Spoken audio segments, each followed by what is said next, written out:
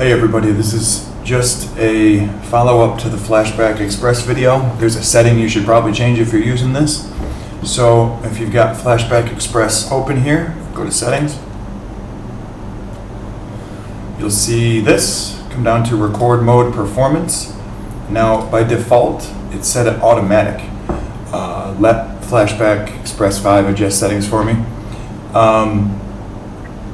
So if you do that, it will probably like auto adjust the frames per second or set it to something that's low. When you have it there, that's when you get the janky mouse movements. And if you try to play a video over top of your desktop and record that video embedded into your desktop video, it's going to screw up. Switch this down to here, mpeg mode, put this to max, and you're probably fine at 30 frames per second. If you've got a really powerful computer with lots of space and you want to go ham, you can put it on 60, but you probably don't need to. 30 frames per second will solve that.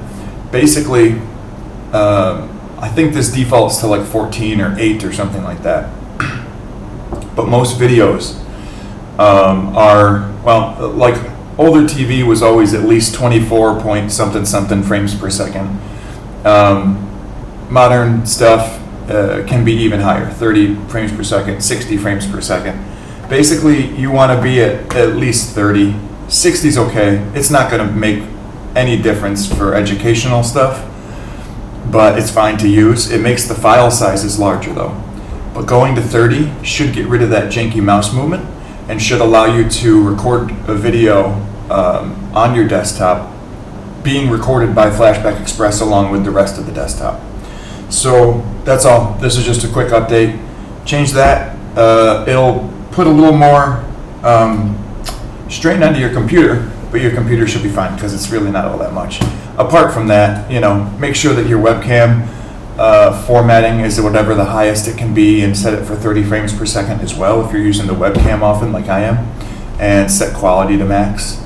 You can screw around with sound settings as well if you want to. For sample rate, to give you an idea, well, to just straight up tell you, don't go below 44.1. 44.1 kilohertz, if I'm not mistaken, is like CD quality. So 44.1 is fine. 48 should be fine. 96 is probably kind of overkill. I don't think most people would notice the difference between these, but at least 44.1 for better quality, okay?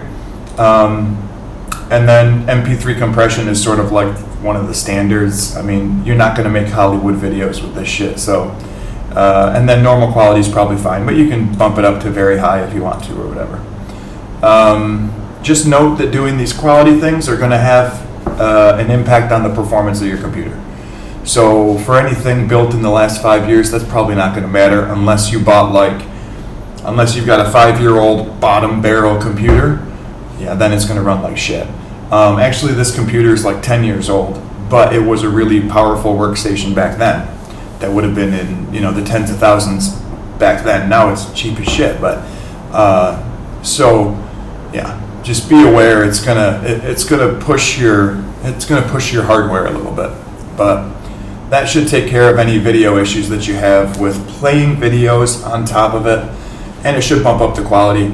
It will make the file size larger, but not prohibitively so.